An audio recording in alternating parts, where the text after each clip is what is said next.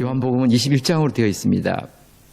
이 각 장에는 한 가지 사건만 아니고 몇 가지 여러 가지의 일들이 같이 섞여서 기록되어 있습니다. 그런데 유일하게 9장에는 소경이 눈을 뜬 기적, 이것을 한 장 전체에 다루고 있습니다.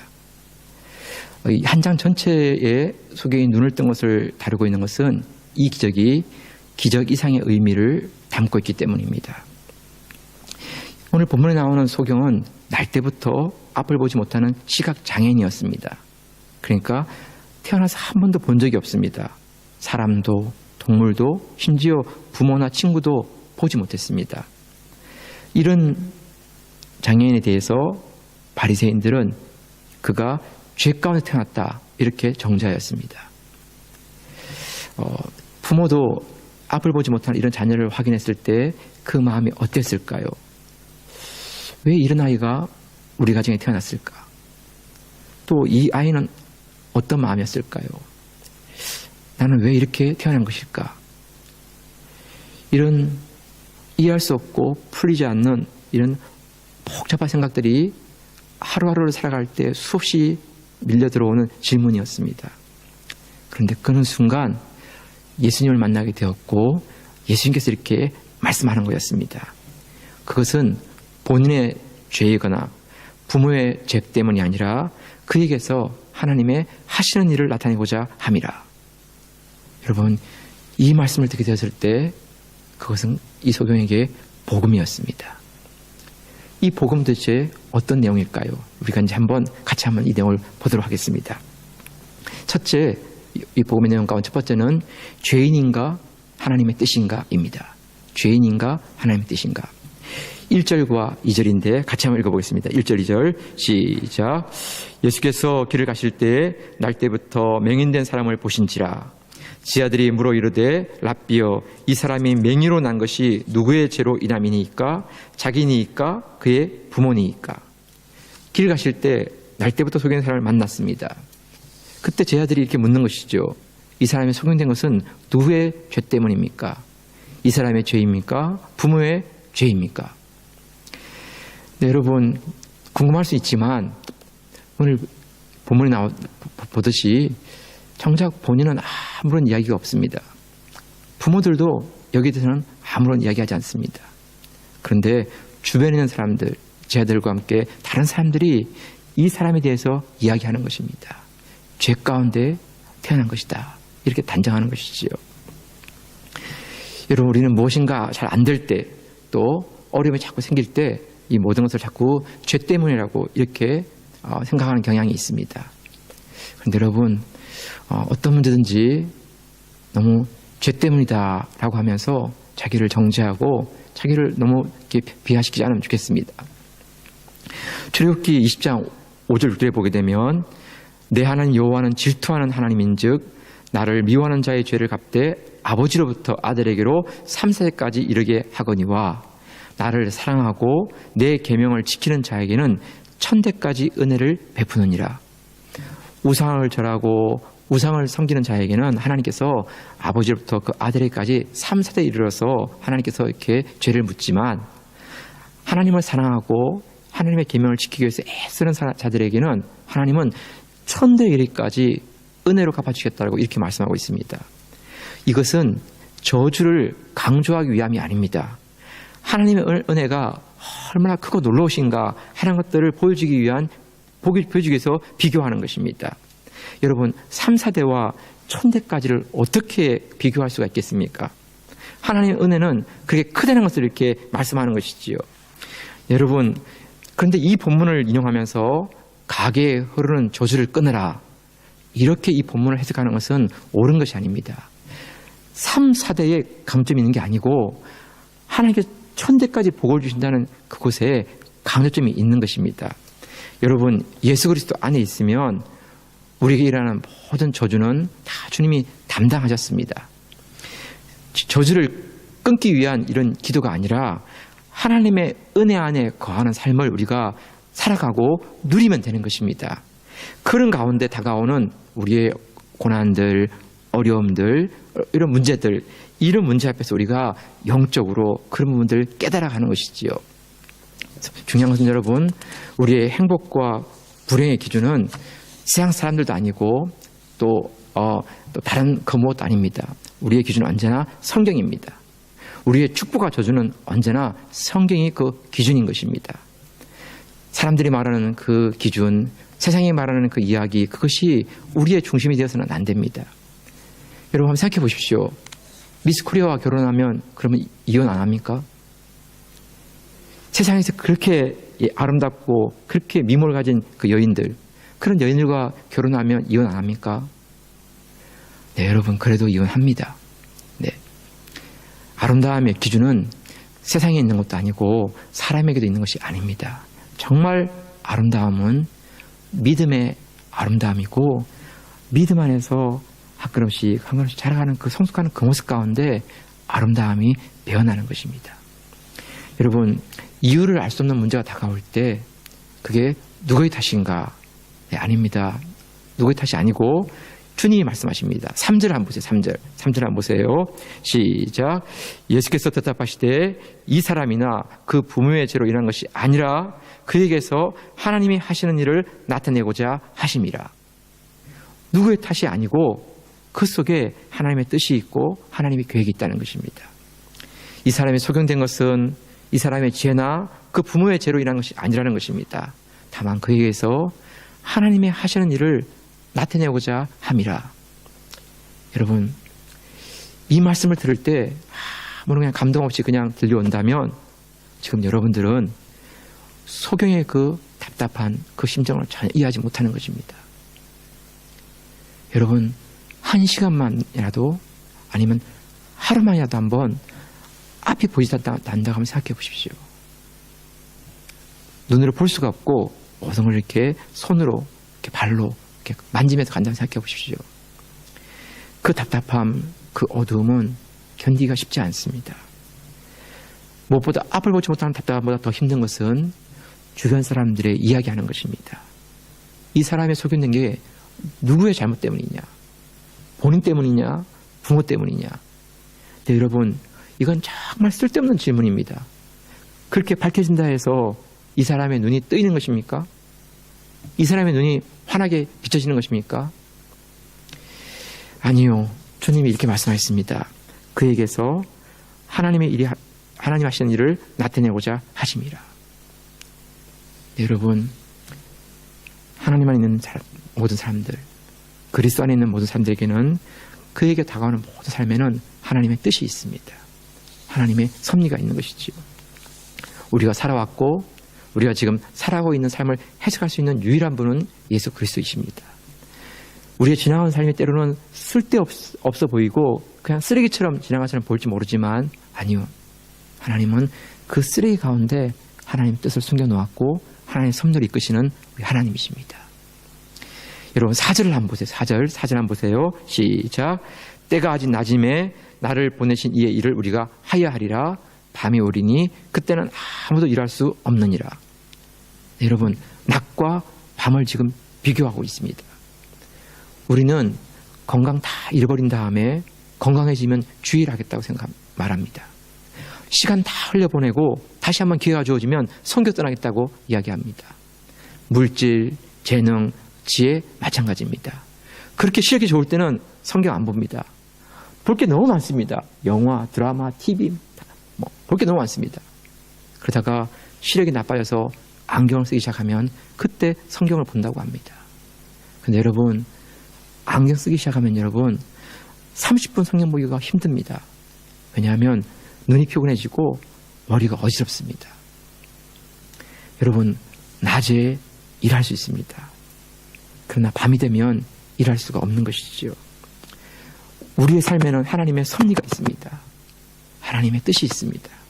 여러분, 사람들은 이것이 누구의 죄냐 이렇게 이러쿵저러쿵 얘기할 때 우리는 그런 것에 휩쓸리지 아니하고 주의 뜻이 무엇인지를 깨닫고 그분의 뜻에 순종할 수 있는 우리의 믿음 발걸음 되기를 축복합니다. 네, 여러분, 우리에게 주신 삶을 힘을 다해서 사는 것입니다. 하나님 나라를 위해서, 복음을 위해서 우리 삶을 올려드리기를 사모하는 것입니다. 네, 하나님 향한 뜻이 드러나는 것을 보게 될 것입니다. 하나님이 일하시는 것을 우리가 보게 될 것입니다. 더 이상 죄이냐 아니냐 이런 부분이 아니고 우리의 삶을 하나님과 복음을 위해서 올려드리는 귀한 삶 되시기를 축복합니다.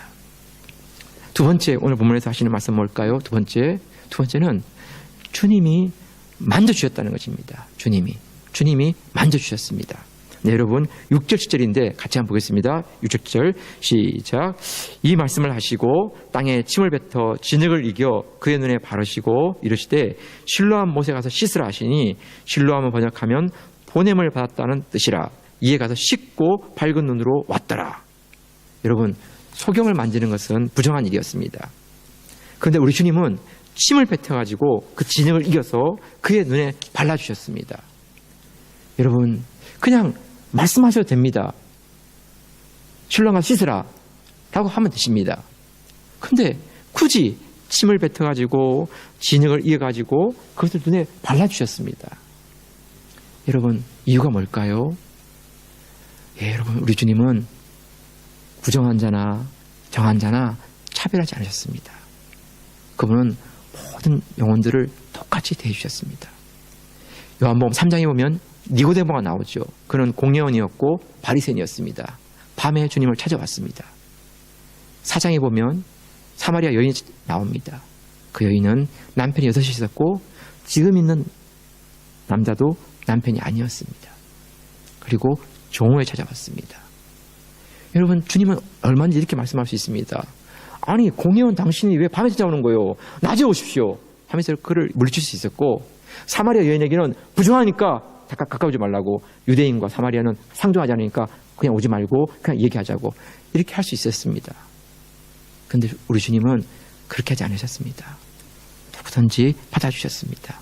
유대인이든 이방인이든 많이 배운 사람이든 배우지 못한 사람이든 높은 사람이든 낮은 사람이든 과거가 있는 사람이든 과거가 없는 사람이든 구별하지 않고 모두 받아주셨습니다. 예수님은 땅에 침을 뱉어서 그 진흙을 이겨서 소경인에 발라주셨습니다. 그리고 실로암 못에 가서 씻으라고 말씀해 주셨습니다. 네, 여러분 예루살렘은 800m 높이에 있습니다. 우리가 생각할 때는 800m는 아무것도 아니지만 팔레스틴 땅에서 800m는 굉장히 높은 지역입니다. 왜냐하면 비가 졌기 때문에 800m에서는 물을 구할 수가 없습니다. 네. 800m 그 높이만 해도. 그래서 예루살렘 성전에서 그 실로암 요목까지는 아주 짧은 거리지만 급격하게 이렇게 계단을 만들어서 그 물을 걸기로 와야 되니까 그 물까지 내려가는 그 길은 아주 가파릅니다. 급경사입니다. 근데 예수님께서 하필이면 이 사람에게 실로암 못에 가서 씻으라고 말합니다. 여러분 그냥 이 소경에게 눈 떠 하시면 눈을 안 떠질까요? 그냥 혹은 실로암 가서 씻어 그러면 그냥 들어되지 않을까요? 근데 왜 굳이 침을 뱉어가지고 진흙을 이어가지고 그 얼굴을 바르고 그리고 그것을 그 채로 실로암에 가서 씻으라고 말씀하는 걸까요? 이유가 뭘까요? 이유가 네, 여러분 앞을 보지 못하는 소경에게 진흙을 발라 그 얼굴에 붙여주시는 것은 누가 봐도 이 사람은 앞을 보지 못하는 사람입니다 하는 것을 증거해 주는 것이죠. 예. 정상인 사람도 실로암 못까지 내려갈 때는 조심조심해서 내려가야 됩니다. 가파르기 때문에. 그런데 앞을 전혀 못 보는 사람, 얼굴에 잔뜩 진흙을 묻히고 있는 사람, 그 사람이 그걸 내려갈 때는 얼마나 더듬거리면 내려갔겠습니까? 그런 그 소경을 바라본 사람들은 저 사람은 눈이 정상이 아니야, 앞을 못 보는 맹인이야, 누구든 다 그렇게 알 수 있는 그런 상황이었습니다.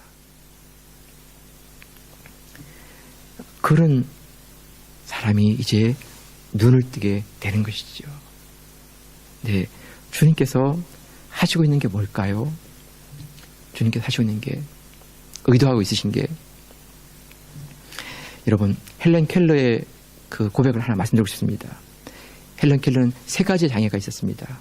보지 못하고, 듣지 못하고, 말하지 못했습니다. 이 3가지의 장애 가운데서 한 신문기자가 물었습니다. 그 중에서 어느 것이 가장 큰 장애였습니까? 헬렌 켈러가 이렇게 말했습니다. 내 삶에서 가장 비참하다고 느낀 것은 내가 앞을 보지 못하는 소경이라는 것, 이것이 아닙니다. 내 삶에서 가장 가슴 아팠던 것은 볼 수 있는 시력이 있음에도 불구하고 아무런 꿈이 없고 아무런 비전 없이 그냥 살아가는 사람들의 그 모습이었습니다. 성도 여러분, 정말 그렇습니다. 우리가 눈에 보이는 것만 보다가 그냥 그렇게 쭉 죽는다면 그게 축복 같지만 축복이 아닙니다. 눈에 보이는 것만 있는 게 아닙니다. 눈에 보이지 않는 하나님의 나라가 있고 하나님의 영생이 있는 것입니다. 네, 여러분, 나를 향한 하나님의 계획이 있고 하나님의 꿈이 있습니다. 여러분, 그것을 깨닫고 그것을 발견하며 살아가는 것, 그것이 참된 축복인 것입니다. 그냥 육신의 눈을 뜨는 것도 중요합니다. 앞을 보지 않는 사람이 눈을 뜨는 건 얼마나 귀한 일이겠습니까? 그런데 그것보다 더 귀한 것은 영혼의 눈을 뜨는 것입니다. 눈에 보이는 것만 전부가 아니고 눈에 보이지 않지만 정말 하나님의 나라가 있고 하나님이 살아계시고 주님이 나를 위해 구원하셨다는 것을 깨닫는 것입니다. 그것을 믿음의 눈으로 볼 수 있는 것입니다. 우리의 눈을 뜨는 것, 이것은 우리 인생을 살고 나면 끝입니다. 네, 다 죽으면 이제 그때는 다 끝나는 것이지요. 그런데 우리의 눈을 뜨는 것, 그 이상으로 더 중요한 것은 믿음의 눈이 떠여져서 영원한 하나님 나라가 있고 주님 나라에서 영원히 주님과 함께 살게 되는 그것을 보게 되는 것입니다. 다시 말하면 우리의 인생을 구원받는 것이지요. 눈이 뜨는 거, 죽었다가 살아나는 거, 그것도 기적이지만 그것으로 끝이 나면 안 됩니다. 빛 대신 주님을 보아야 합니다. 빛 대신 주님을 만나야 합니다. 그분이 만져주실 때 우리의 눈이 열리는 것입니다. 마지막 세 번째, 오늘 말씀 하나만 더 보겠습니다. 세 번째, 여러분, 예수님 믿는 것이 가장 큰 축복입니다. 예수님 믿는 것이 가장 큰 축복입니다. 8절부터 11절까지 조금 길지만 같이 한번 읽어보겠습니다. 시작. 이웃 사람들과 전에 그가 거린이었던 것을 보았던 사람들이 이르되 이는 앉아서 구걸하던 자가 아니냐? 어떤 사람은 그 사람이라 하며 어떤 사람은 아니라 그와 비슷하다 하거늘 자기 말은 내가 그러하니 그들이 묻되 그러면 내 눈이 어떻게 떠졌느냐? 대답하되 예수라는 그 사람이 진흙을 이겨 내 눈에 바르고 나더러 실로암에 가서 씻으라 하기에 가서 씻었더니 보게 되었노라. 네, 여러분, 진심으로 진정으로 주님을 만나면 눈이 달라집니다. 예수님을 만나고 나면 삶이 변합니다. 오늘 소경이 달라진 모습이 세 가지가 나옵니다. 첫째가 뭐냐면 그의 말에는 수식어가 없습니다. 내가 그라 간결하게 대답합니다. 둘째가 뭐냐면 대답이 일정합니다. 사람들이 물어볼 때 네가 소경 왔냐? 이렇게 물어볼 때 나는 소경이었는데 예수라는 그분이 눈에 진흙을 바르고 실로암에 가서 씻으라 해서 씻었더니 눈이 떠졌나이다. 언제나 똑같이 대답합니다.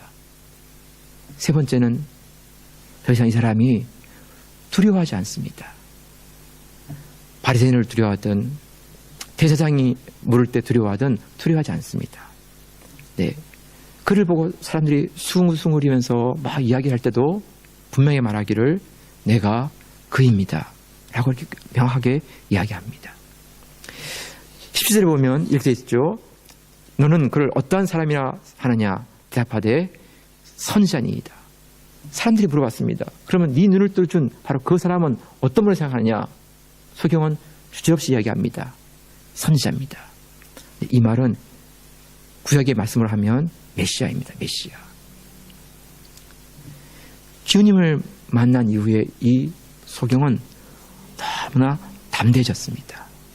이제는 더 이상 사람들 눈치 보면서 우왕좌왕하지 않습니다. 그는 자기의 눈을 뜨준 그 예수 그리스도 그분을 선지자라고 고백하면서 사람들에게 그분을 증거하는 삶을 살아갑니다. 성도 여러분, 정말 어떤 인생이 복된 인생일까요? 네, 참 화려하고 멋진 인생을 사는 것 같은데 이거 하다 저거 하다 이거 하다 저거 하다 우왕좌왕하다가 이렇게 시간이 흘러가는 그런 모습이 있는가 하면 또 다른 어떤 분은 아주 분명합니다. 하나님의 나라와 그분의 영광을 위해서 자기 삶을 분명하게 살아가는 것입니다. 하나님 세워주신 그 자리에서 오직 그분의 영광과 그분의 이름을 위해서 자기 삶을 드리는 것입니다. 그에게는 갈등이 없습니다. 세상에 어떤 유혹도 그의 마음을 흔들지 못합니다. 그의 가장 중심되는 그의 우선순위는 하나님이시고 그의 나라와 그의 영광을 위해서 자기 삶을 드리는 것입니다. 네, 여러분, 예수 그리스도를 만난 사람에게 이런 변화가 일어나는 것이죠. 우리가 하나님을 만난다면 우리에게 이런 변화가 있습니다. 예수를 믿은 후에 주위에 있는 동료, 친구, 가족들에게 아무런 변화를 보여주지 못한다면 우리는 진심으로 예수 그리스도를 구주와 주님으로 믿고 있지 않을 수 있다.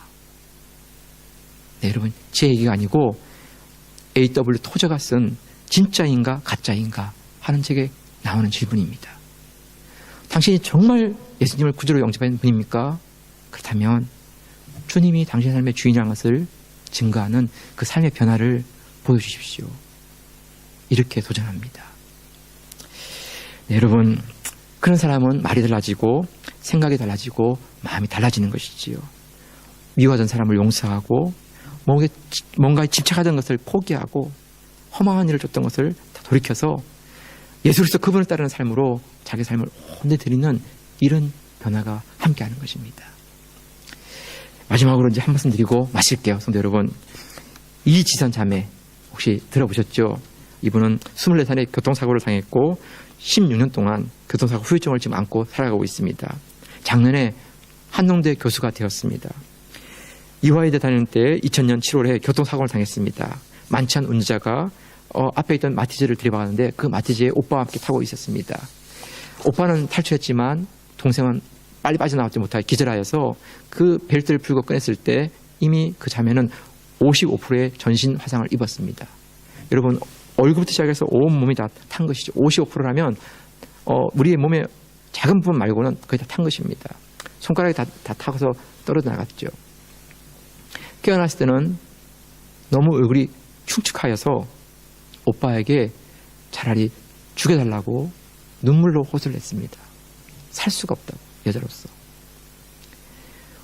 호흡기로 숨쉬고 있는 상황 가운데 의도적으로 그 호흡기를 눌러가지고 질식사하려고 하는 시도를 여러 번 하였습니다. 그런데 누르고 있다가 기절하면 또다시 깨어나고 이렇게 된 것이죠. 예, 정말 죽고 싶은 마음이 굴뚝 같은 그 여인. 40번이나 넘는 몸을 다 발가벗기고 그 의사들 앞에 자기 몸을 보여야 되는 그 부끄러움. 그런 삶을 이렇게 견딘다는 게 얼마나 어렵겠습니까? 이러는 자매가 병상에서 하나님을 진심으로 만나게 되었습니다.